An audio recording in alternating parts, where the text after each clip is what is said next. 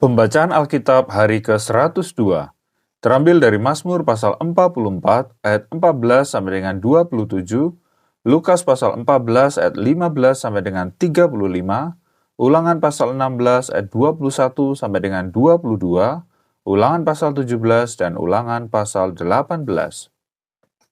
Mazmur pasal 44 ayat 14 sampai dengan 27.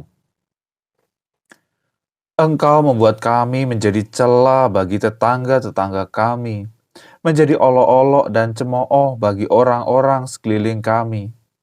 Engkau membuat kami menjadi sindiran di antara bangsa-bangsa, menyebabkan suku-suku bangsa menggeleng-geleng kepala. Sepanjang hari aku dihadapkan dengan nodaku, dan malu menyelimuti mukaku, karena kata-kata orang yang mencela dan menista di hadapan musuh dan pendendam. Semuanya ini telah menimpa kami, tetapi kami tidak melupakan Engkau dan tidak mengkhianati perjanjian-Mu. Hati kami tidak membangkang dan langkah kami tidak menyimpang dari jalan-Mu. Walaupun Engkau telah meremukkan kami di tempat serigala dan menyelimuti kami dengan kekelaman.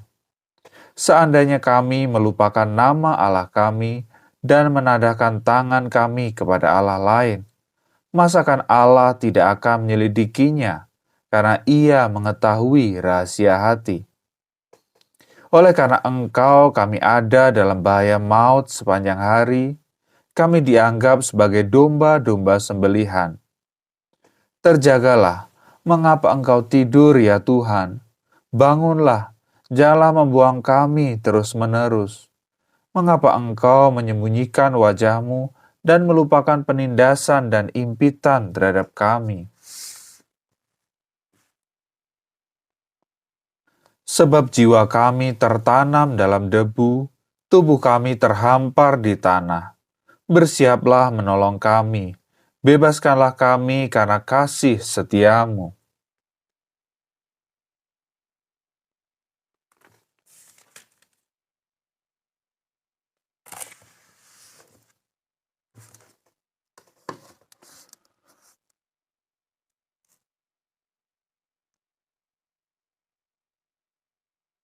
Lukas pasal 14 ayat 15 sampai dengan 35. Mendengar itu, berkatalah seorang dari tamu-tamu itu kepada Yesus, "Berbahagialah orang yang akan dijamu dalam kerajaan Allah."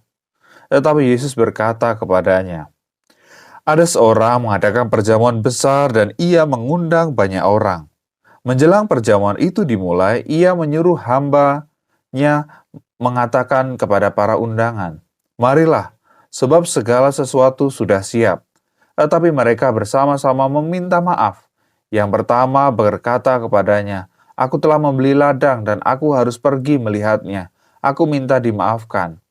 Yang lain berkata, 'Aku telah membeli 5 pasang lembu kebiri dan aku harus pergi mencobanya. Aku minta dimaafkan.'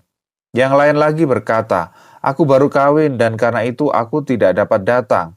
Maka kembalilah hamba itu dan menyampaikan semuanya itu kepada tuannya.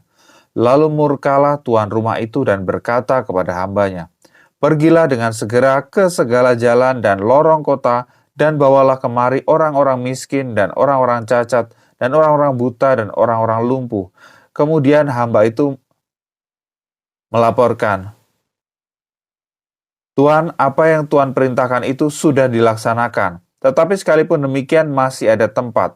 Lalu kata tuan itu kepada hambanya, 'Pergilah ke semua jalan dan lintasan dan paksalah orang-orang yang ada di situ masuk, karena rumahku harus penuh. Sebab aku berkata kepadamu, tidak ada seorang pun dari orang-orang yang telah diundang itu akan menikmati perjamuanku.' Pada suatu kali banyak orang berduyun-duyun mengikuti Yesus dalam perjalanannya. Sambil berpaling, ia berkata kepada mereka, 'Jikalau seorang datang kepadaku dan ia tidak membenci bapaknya, ibunya, istrinya, anak-anaknya, saudara-saudaranya laki-laki atau perempuan, bahkan nyawanya sendiri, ia tidak dapat menjadi muridku. Barang siapa tidak memikul salibnya dan mengikut aku, ia tidak dapat menjadi muridku. Sebab siapakah di antara kamu yang kalau mau mendirikan sebuah menara tidak duduk dahulu membuat anggaran biayanya, kalau cukup uangnya untuk menyelesaikan pekerjaan itu?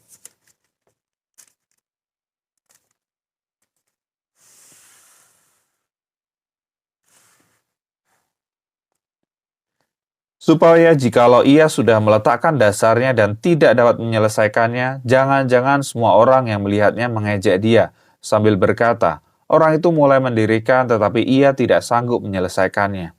Atau raja manakah yang kalau mau berperang melawan raja lain tidak duduk dahulu untuk mempertimbangkan apakah dengan 10.000 orang ia sanggup menghadapi lawan yang mendatanginya dengan 20.000 orang.